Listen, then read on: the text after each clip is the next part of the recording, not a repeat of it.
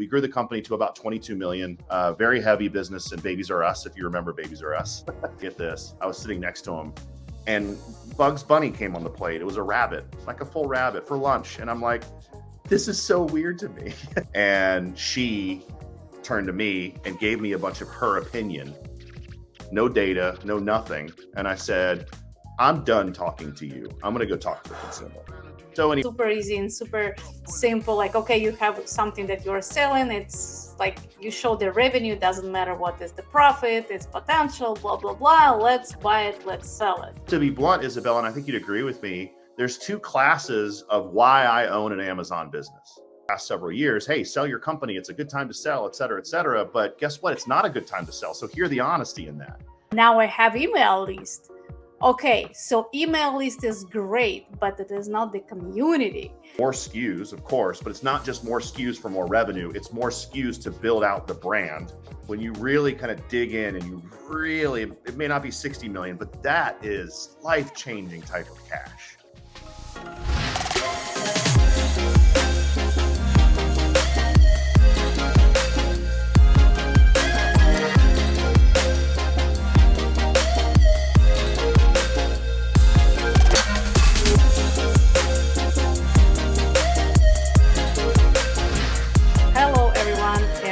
Ritz Amazon Made Simple podcast today with you, and this podcast will not be easy and simple for me, at least, because I have to start it hard. I have to pronounce the last name of my guest.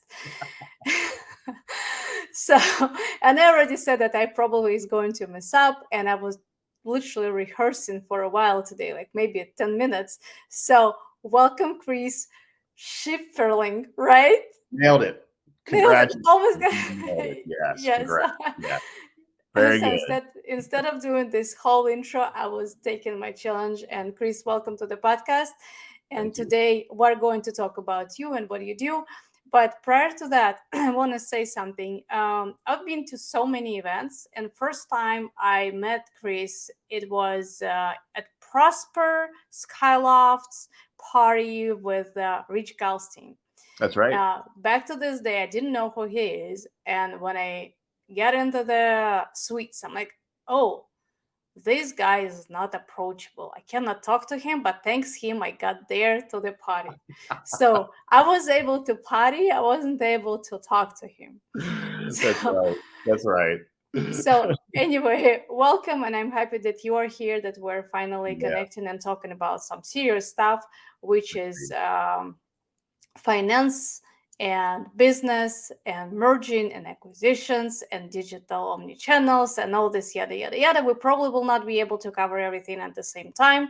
That's and right. As usual, we're trying to keep our podcast like 30-40 minutes, but sometimes we're really going with the flow. So let's talk and let's jump into it. I know you're right now as a co-founder of one of the biggest companies, but before that, you've been an employee. So can you please start there and tell us how it worked out, because it's definitely a good story to tell. That's a great way of putting it. I was an employee. That's exactly right. So I started my career actually in consumer products. I started in the baby products industry a long time ago. So I worked for some of the larger baby product companies, stroller, car seats, high chairs, all that good stuff. Which one? If it's not a secret. Yeah. Oh, not at all. It's all on my LinkedIn. I worked at Combi, which is a big Japanese company. They actually, so fun fact about Combi and Aprika are the two largest brands in Japan, and they both own 50% market share, and it never changes. It changed in Japan or in Japan. Worldwide? In Japan. Yeah, it's 50-50. And it changed 1 year when a English manufacturer called McLaren, they had a stroller. Yeah, their strollers are so good. That they're so awesome. They introduced it in Tokyo Japan, and because Japan is such a trend heavy island, it took 20% of the market share McLaren did in less than 6 months. It's like 5. Gosh. Yeah, it was crazy. So I worked for Combi. I actually worked for the US subsidiary. It was a lot of fun. I did a lot. I went to, we had our own factories in China. We outsourced a lot of our own product because our product was very different than the product that was sold in Japan. So I went to China, worked with our factories. These are factories that were manufacturing for for both us and for big brands, Evenflow, Durrell, like big household names, Graco, et cetera. So that was a really great experience. And I worked my way up into effectively running their sales and marketing before I left. And then we grew the company to about 22 million, very heavy business. And Babies R Us, if you remember Babies R Us. Well, I do. I have 2.5 months. Yes. So yeah, Yes, that's right. That's right. So you're very much in that stage again, right? I So am. Yeah, that's right. so yeah, I worked my way up to there, and then I left. I actually went to go work for Evenflow, which of course is a very big brand name. And so they're about a $500 million baby products company. And at the time, it was very intriguing. They were owned by a big private equity fund called Weston Presidio. Weston Presidio owned JetBlue. They owned Fender Guitar. They owned Guitar Center, like Party City, big companies. And it was a very different experience working in a private equity owned business of that size. And I worked with some very strong consumer product people. A lot of folks that came from J&J, Unilever, P&G, et cetera. So kind of working in that environment and seeing how a large business operates in consumer products was just equally interesting. And just by osmosis, I felt like I got my MBA, to be blunt. But you know, it was strenuous. I left and I ran a company called I was actually a executive general manager for North America for a Barcelona-based baby products company called Jane, Jane. And they were looking to get their products into the United States. And of course, they hired me based on my experience to help them do that. So I worked there for about 4 years, and just another great experience working for another kind of, you know, foreign-based company, European. Working for the Spanish is awesome, by the way. They're very patient. It's very much a mañana My mentality. husband is Hispanic, so I can tell they are patient and I persona. loved it. And I mean, look, it didn't hurt that I had to go to the office in Barcelona twice a year. It's gorgeous there. So yeah, that was a lot of fun. What part of Barcelona? So they'd always put me in Center City to stay, and then Palau is where the office was. So it's about an hour drive every morning into the mountains. And so like we would have lunch every day I was there. We'd have lunch at this one place that was so typical Catalan.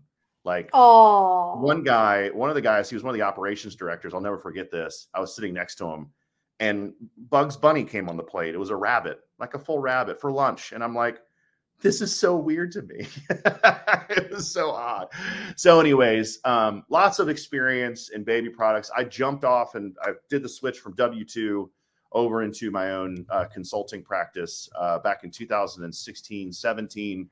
It's so like you're like, I switched. So how did you switch? How did you feel like? Because Yes, you didn't start like I am launching my product on Amazon and I'm going to figure out. You literally went to the hardware where like, okay, now I am switching from just employee. I'm going to be a co-founder of a huge company, $1 million company. Yeah, it was really interesting. I will say this. So while I was at Jane, we were in between collections and I had to sell a lot of product. I had a lot of product in the warehouse. And so I actually learned how to sell through Seller Central. My brother-in-law has been doing it since it started, like literally in 2006. And so I always, you know, he's always been an entrepreneur. He's a brilliant SEO guy, has always been kind of an e-commerce guy for a long time. So he's been doing FBA for a while. So I talked to him a little bit, kind of understood how it works. This is about 2014, 15. I downloaded all the white. You don't have a master class on Seller Central in 2014, 15. So you know what I did? 2015, I remember they had already a couple of Seller University. Very little, yeah. It was like 12 videos that been walking you through. Yeah. It was barely anything. So what I did was I downloaded all the white papers from Jungle Scout. I as much as I could from Helium 10 because it was just starting. And I listened to the AM PM podcast with Manny Coates and Kevin King, and I learned a ton from Kevin King. And it's funny, when I first met Kevin, we were on a phone call together and I was like, hey man, you taught me Amazon. And he's like, what the hell are you talking about? I was like, you taught me Amazon back in 2014, 15, man. Like I listened to you and Manny Coates and I followed what you said to do. And I learned how to take a widget and sell it through Seller Central. and I learned how to advertise. At that point, advertising on Seller Central was so easy. Like it was just a couple like clicks of some buttons and some keyword bidding. I was more used to a Google Ads platform, which was way more complex and still is, in my opinion, to this day. Yes. And so going over to Seller Central, I was like, oh, wow, okay. So, but it wasn't easy. I don't want to dilute that. It was very hard because it was a brand new platform.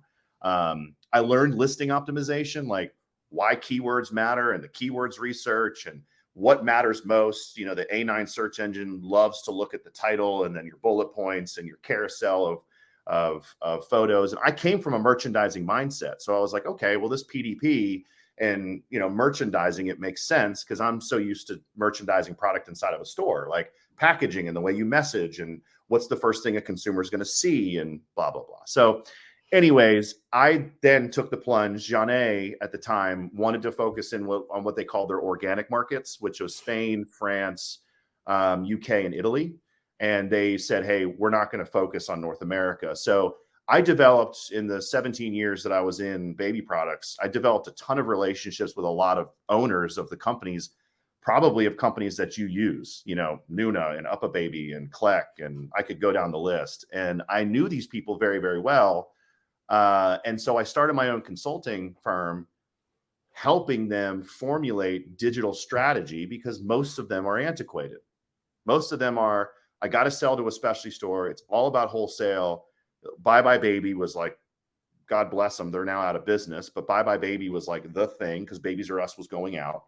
And so I was They still exist in a couple locations. You wouldn't believe. They're done. They're shutting down completely. Okay. Yeah. With the Bed and Bath Beyond, you're right. So yeah, they are going out together. All done. Yeah. There was a big trade show called the ABC trade show last week. And I actually just talked to a couple friends who own brands that were there. And I was talking to them about the consensus and lots of chatter about UPPAbaby, which is sad because they were great. I could talk about them for days. So anyways, I started my own practice, my own firm to really help business owners in the baby and toy space formulate digital strategy because they weren't thinking in that way.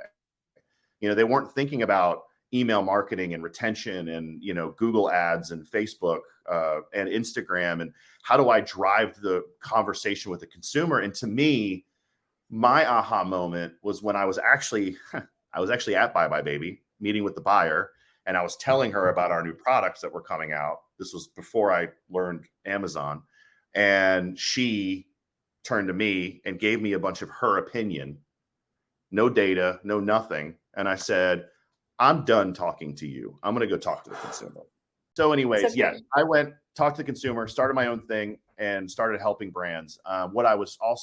Brands formulate digital strategy and specifically antiquated brands who weren't thinking about Amazon Seller Central. They weren't thinking about, you know, their own website and driving their own sales through their website. So it was a lot of fun. I'm in Charlotte, North Carolina. We're a big banking town. So I actually met up with former institutional investment bankers and we started Global Wired Advisors. And from there, we came in with a thesis that if we applied a true institutional level or a strong investment banking process to selling companies versus a business broker process, which are very, very, very different, the business owners would see a much different or better outcome for their company. And so we went in with that thesis. We focused in on the Amazon community. We focused in on the direct-to-consumer community, a little bit of the omni-channel. And we were pre-aggregator. So we were selling companies before the aggregators came along. And there's others that definitely have been doing that.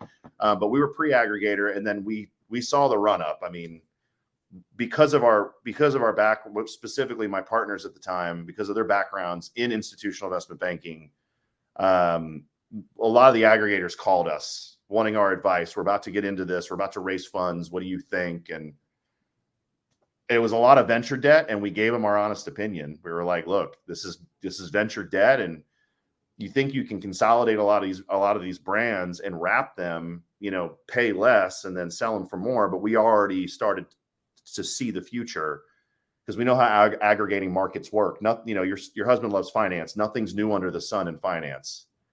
And so when aggregating markets in the past, you create a level of demand, and that's what happened. So their whole idea was, I'm going to buy low sell high. I'm going to go IPO. I'm going to go public and sell high. The problem was everything started to run amok. You had hundreds of these guys come into the fold. And Did anyone went public? Because no, I remember that's one. it's been a lot of talks like we're going public, give us a year. And just now I realized I don't remember somebody announced that they went public. One, Mohawk, they went public, but they went public before aggregators did a run up. They were one of the original. But they did go public. Yeah, I'll email you their information. And I think they're still around on the New York Stock Exchange. I think they're still alive, but I feel like nothing crazy. I think a lot of them are barely breathing. Yeah. Okay. So, and when all this boom been happening, and I remember how like literally all these trade shows, and we saw a lot of aggregators, everyone started like, we're buying your brand. Like the due diligence was like super easy and super simple. Like, okay, you have something that you're selling. It's like you show the revenue. It doesn't matter what is the profit, it's potential, blah, blah, blah. Let's buy it. Let's sell it. Yeah. And we're friends together, we're buying, sell. And I was like, I also sold my 3 brands in 2021. And I know that like we had some background with accounting that like could be much better. But we like people wanted to buy you. So if you have something to sell, we'll buy you. And it's not the case today. So a lot of things changed, I believe, April 2022, right? Yeah. So what happened? You nailed it. Credit markets in Q3 of Q4 of 21 started to get pretty precarious is a good word. Like they started to get very tumultuous, wavy, choppy. And from there, at that point, you had a lot of aggregators who raised a lot of cash, started deploying that cash, and started tripping what's called debt covenants. So, a lot of the cash that was received, while it was guaranteed, was still at its very most simplistic form, because there's a ton of detail and nuance and a lot of complexity to this, but it was debt. Well, you have to pay debt back. And when you are trying to operate, and this is a problem with a lot of finance people, they think they're the smartest people in the room. And so they go, well, I can operate. If you can operate a business, I can operate an Amazon business. And the reality is, no, you actually can't. You suck at it. And that started to happen. I'm generalizing things, but that happened across the board, where you had a lot of either bad hiring, you had a lot of bad operating, but most of this goes back to the core. You actually bought bad businesses. You bought companies that weren't sustainable. You bought companies that were at some point going to hit a cliff. It was just a matter of when, and it did. I mean, as a whole, in general, you saw a lot of cliff diving. Yep. And when you don't know how to operate and pivot, and you don't understand how to scale and grow a consumer products-based business, I mean, you're up the creek without a paddle, as we like to say in North Carolina. So, you're a bit in a bad place. And so, yeah, we had a lot of that across the board, and everyone's aware of this. And I think everyone is now aware of it. And to your point, if you were to look back, I'd say I'm going to go fairly egregious, but I'd say 90% of the businesses that were sold should never have been. First off, they never had to be on the market at all in the first place. Correct. And they never should have gotten the multiple that they got. To me, it was funny. And we got caught up in it too. You kind of talk about, well, we got this multiple for this client, this multiple for this client. Reality is, it was just a stinking crypto market. That's what it was. Like, it was just phantom demand that was creating, like, when you have 5 people wanting you, it had nothing to do with the fundamentals of the business. It wasn't a great business. You just had 5 people who thought you were attractive at the time.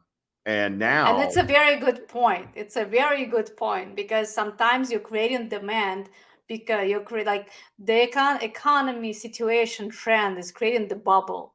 Yep. At the end, it's just the fidget spinner that nobody needs. And that's it. That's right. Yeah, and I think what we saw was very, using a term I like to use a lot. I think it was very anomalous. I think it was a very, like, one-time type of an event. and we will never see what we saw. This community will never see what we saw in 2020 and 21. We'll never see it again. And things going forward and today are very, very different in terms of how brand owners now need to operate their companies to grow and scale if they want to be a valuable asset. Because to be blunt, Izabella, and I think you'd agree with me, there's two classes of why I own an Amazon business. One is I want to grow, scale, I want to add value, and eventually I want to sell this thing to somebody who thinks it's got a lot of value. Okay. Number two is pure cash flow. And that's a very different model as well. And that's actually not bad. And I would say moving forward, a lot of the current brands that are out there right now, unfortunately, will be sitting in the cash flow camp for a very, very, very long time. They produce a lot of good salaries for people. They produce a lot of cash for people, but they never will materialize into something that's valuable for a private equity fund, for a corporate strategic, for a PE fund to actually want to purchase. And right now, that's why there's that reason. And you're also seeing not a lot of deal volume right now, just because a lot of money is parked. It does not want to go to work right now. It's very nervous, very, very nervous. So Yeah, that's true. So the boom is over. The demand still exists. The demand exists on the both sides. Like people still want to buy, they got scared, and people still want to sell. So what's next? Well, what's next is, if just speaking directly to your community, Amazon-centric business owners, and literally your company exists. Yeah, and so we're doing things. We're doing things a lot different. I mean, that's why we've kind of moved away from having any level of strong focus on what I would consider Amazon-centric businesses. We work with a lot of, we still do work with Amazon-centric businesses, but we're doing a lot of work inside of omni-channel, a lot of direct-to-consumer brands. It's without sounding like I'm going to offend anybody, it's a lot harder to Just go straightforward. Great, thank you. It's a lot harder to run a direct-to-consumer business than it is an Amazon business. I can tell you that after seeing hundreds upon hundreds of Amazon and direct-to-consumer businesses. And direct-to-consumer businesses are more valuable in the long run because not only is it harder to acquire the consumer, you have to do a lot of retention and brand building, whereas you get away with all of that on the Amazon platform. The Amazon platform has just different fundamentals, which is more about like speed, and some of it's like cheating the video game, right? How do I get to the top? The hacks, the this and the that. And unfortunately in the process, so that's great. It's all about cash flow, volume, sell, sell, sell. Over here is about community, brand building. You have a connection to my brand. That is a much, much more harder thing to do and a much more valuable thing to do in the long run. So we really pivoted to focus more on businesses like that in our own company, and also getting involved a lot earlier and helping business owners formulate what their goals need to be, number one, and all of the things they need to do to actually achieve the goals. Whereas that goal might be, I don't want to sell the company right now or in the next 5 years. I just want a very valuable business. Great. We're doing that for one client. For another client, she's looking to sell her company in the next year.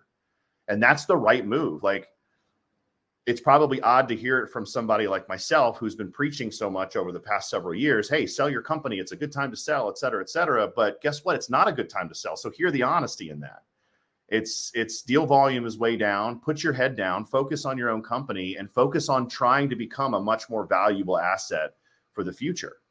So yeah, that's a very high level way of talking about. And I absolutely agree with you here, because we know, fully being aware that we have to build a brand. We have to build a brand. Yes, everyone starting to build the brand, but the brand for a lot of people was create the graphics, create the logo, create the brand name. So people did not understand what branding means.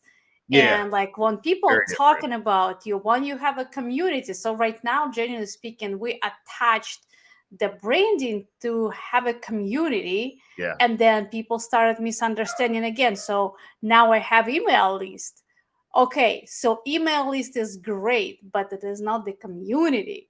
So, and like people literally going through huge transformation to understand from the branding is the logo to branding is the community. And like for the company like yours, it is a big deal because you're buying brands with a community. I assume so, right? Because Yeah, the community is the one that is buying. yeah, we are also. So that leads to the second thing we're involved in, which is South Call, with Sellers Funding or Sellers Fi, and also Escala Multiply Me. And yeah, on that side where we are taking minority investments, less than 50%, we're being extremely selective because yeah, we want to be involved in something. We have an all Amazon centric business right now that is part of our portfolio. And there is a lot of work that's being done on the product development side, creating what we call product architecture. So instead of just being a product driven business, you actually become a business that has a reason to exist. You start with your reason to exist. And then you also have what they call pillars that you stand on, right? So you got your reason to exist, that's your base. Then you got your pillars of what it bleeds into more of the why you exist. Here are the things I stand for, and here are the things I communicate to the consumer for them to be very sticky with me. And so you've got that, and then layered on top of that is now your product architecture. Now every reason for having a product all flows back into your brand positioning and your brand messaging. And that is what subjectively creates the connection with the consumer, right? It's not my logo is great, my tagline is great. Those are all important, don't get me wrong, but they need a lot of substance behind them. And I can tell you on this particular business, what we're doing currently in the product architecture, this is an arts and crafts business, and it's got a character.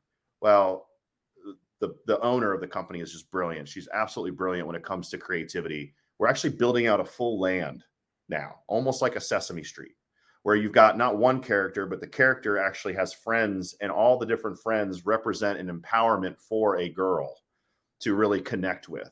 And from those characters, they're going to bleed into the different products that girls will interact with. We're going to have storybooks based on those characters. We're going to have coloring books based on those characters. And so it's like Frozen.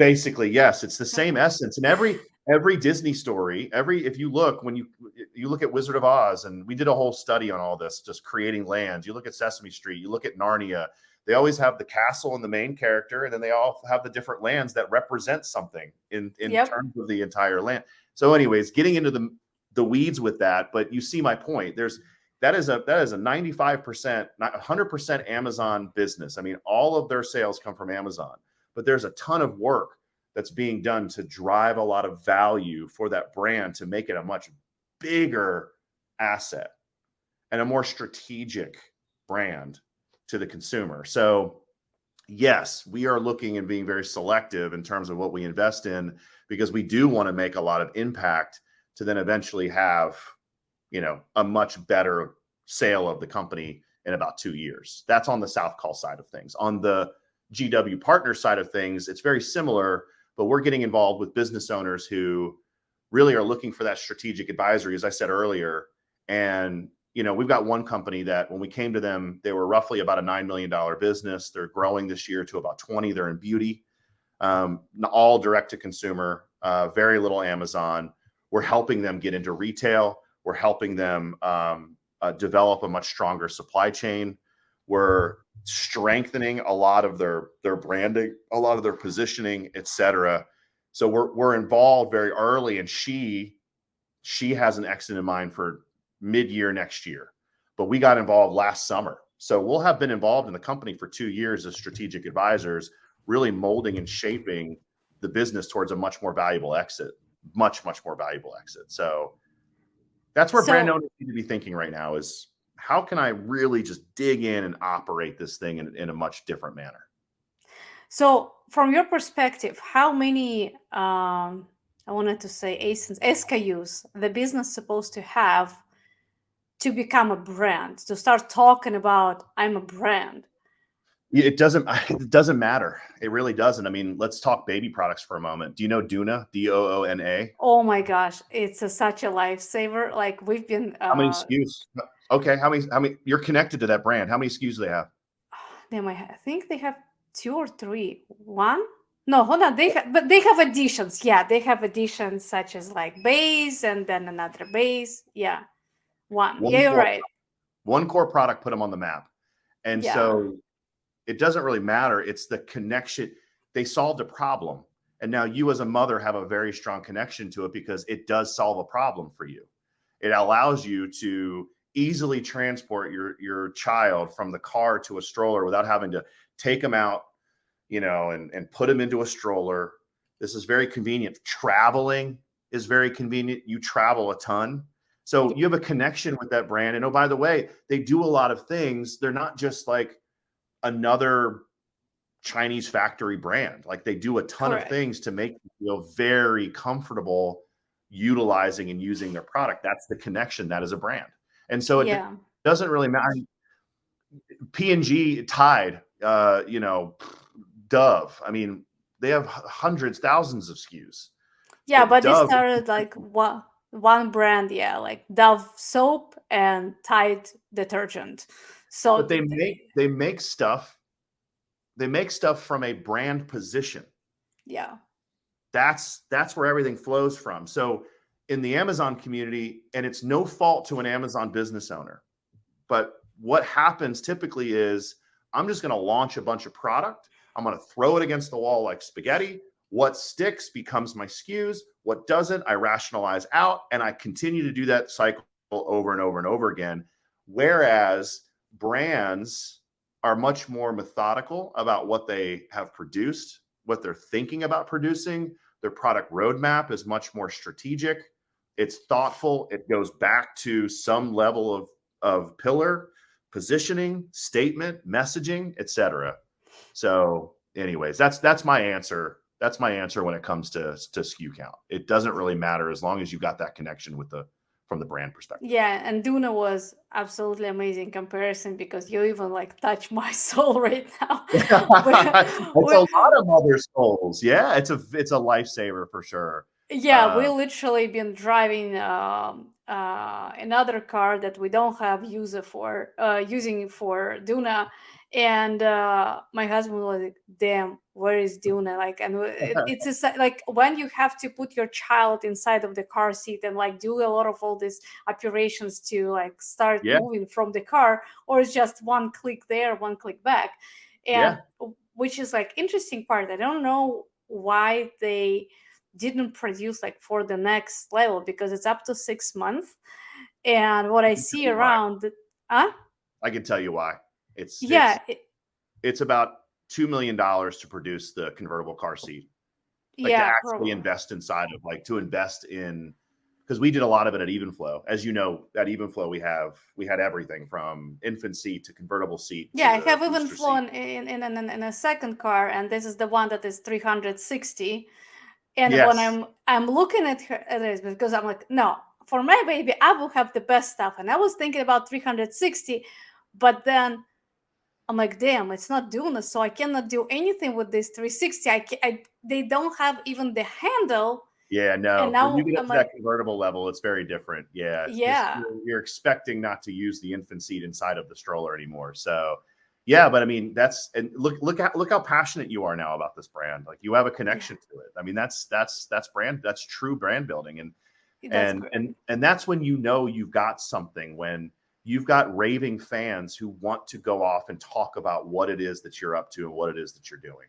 I saw it a ton in baby products just because it's hard. The barrier of entry is much harder to get into baby products. You have to be very thoughtful about either creating a solution for a mom, or if you were going to mimic, you just had to be very good at building that community. And the word of mom is it's the strongest marketing that you'll ever see in your life. So I saw a lot of that, like moms adopting a product, and now you probably tell all your friends when they get pregnant, you're probably like, get the Duna. Get Trust the me, donut. you'll see. That's correct. That's You're a correct. raving fan. Yeah, exactly. So, anyways, Yeah, it works. And this is actually a very good point about building community because when, like, for example, we are going through the R&D process, we're talking to like the consumer's avatar, like, okay, tell us, what do you want? tell us Yeah. what do you want to see in this product to make sure when you're building the product will be on the market successful. And even you don't have the community yet, you already have the attachment to these people, and these people already expecting something from you. And here I have another question. So when you are going, or your team, through like R&D process, and you're like creating the ideas of the product, putting this house with foundation, so do you think it's great to go via, for example, crowdfunding? Because like you just mentioned, for example, Duna doesn't have money to implement new idea, this convertible idea in the market, but something like crowdfunding probably will help. Yeah, No? I think yes. The short answer is crowdfunding is a great way if you don't have access to lots of capital. And even if you have access to a lot of capital, it can be a really good way if you've got something truly unique to get it on the map and let lots of people become what I call raving fans early adopters, right?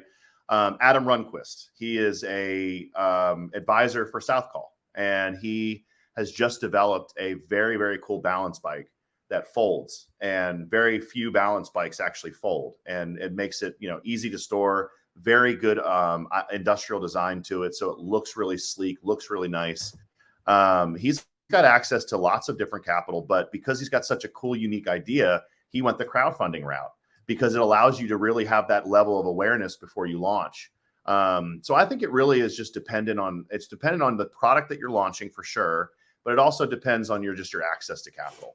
The reason why that second seat for a lot of manufacturers is hard to do, especially in baby products, because you're investing so much in both, engineering, tooling, regulations. My God, car seats are regulated just like cars, identical. Like NHTSA, National Highway Safety Transportation Association, regulates all the car seats, and it is very stringent, very hard to pass those tests.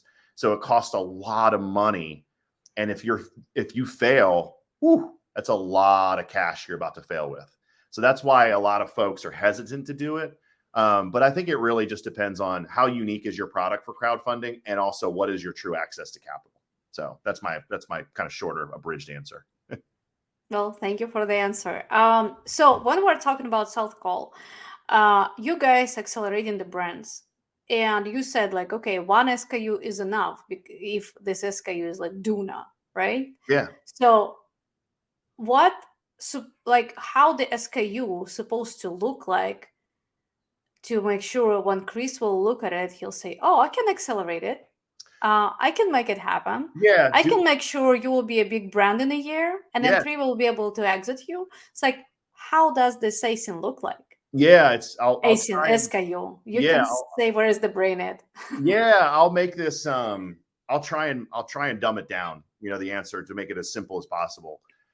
And taking the case of a Duna, well, look, they clearly have reached a lot of consumers, right? They've got something that solves a very unique problem, and they've got a lot of intellectual property attached to the product itself.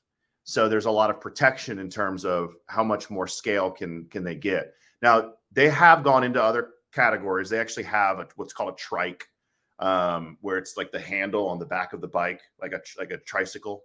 So they have gotten into that product category. So just picking on them, we would look at that and say, okay, well, what else could we do in terms of product development? Knowing that Duna really stands on, I've solved a problem for parent, but it's deeper than that. I've uniquely solved a problem for parent. Now, in some ways, they pigeonholed themselves into that, right? Because it's like, okay, well, I just told you they did a trike. You weren't really aware of it. And it's kind of like, does that feel mismatched to the brand itself? Because it doesn't really solve the same type of problem. It's really just a trike with the Duna name on it, right? So it's like, okay, well, what else could be done from a product roadmap perspective to make this a much more valuable brand? That's number one. Number two, I'd also be looking at, well, what are the current sales channels? Are there more sales channels that could be explored? What's their current acquisition channels to drive the consumer? How well is that? How would I grade that? Could that be optimized? Could there be more done? And I'm also looking into the future, and I'm going, and this is what we do at Southcall. Okay, 2 years from now, who is the ultimate buyer of the company? And now I'm going to I'm going to work backwards from that. So for somebody like a Duna, you're probably going to get private equity interests. You're probably going to get strategic interest from other large baby product companies. So I'm going to have that lens as I'm thinking through all the other things I just mentioned. And so, as far as how the SKU needs to look, well, yeah, it's got to have some type of not me too. And that's the most simple way of me putting it. Like, I don't need another whatever garlic press, which is the most Oh my God. overused example in the Amazon space. But you get my Lemon point. squeezer.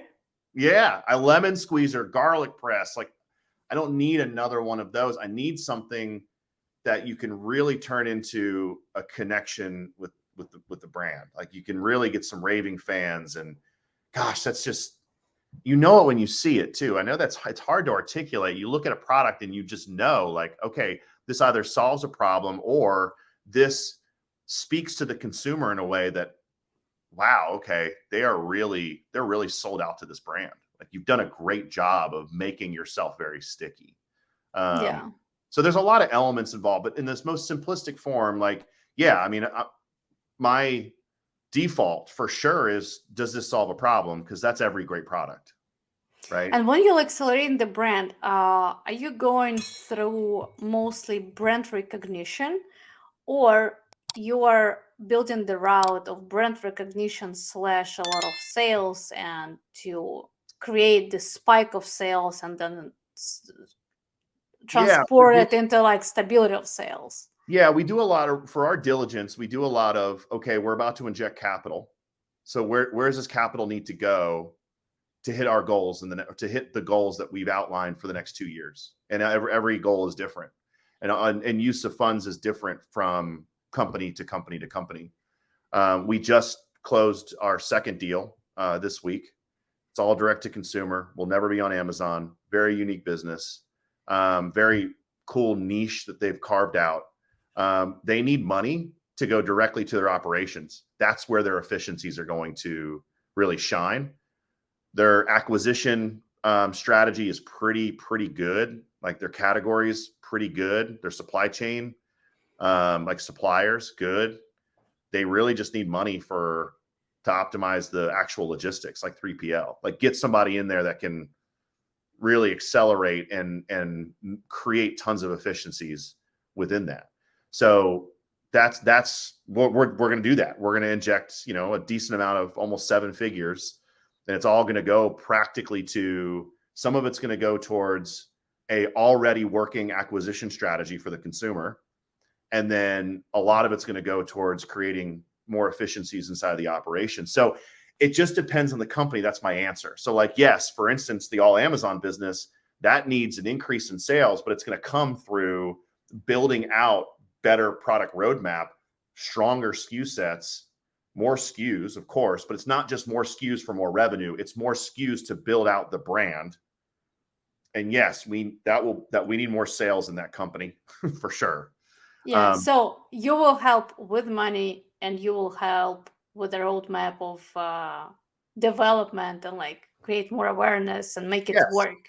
Yes, we will. And look, so I don't want to confuse, we're very much involved. We're hands and feet involved in the company, but think of us like, there's 2 ways you should think of us. One, we allow you to have a C-suite that didn't exist the day before. We give you a CEO, a CMO, a COO, a CRO.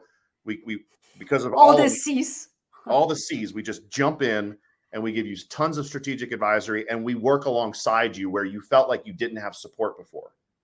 Now you've got a full team supporting you. That's one. Number 2, think of us like a buyer from a private equity fund is sitting in your company for 2 years, telling you everything you need to do to become more valuable. That's awesome. Amazing. That's amazing.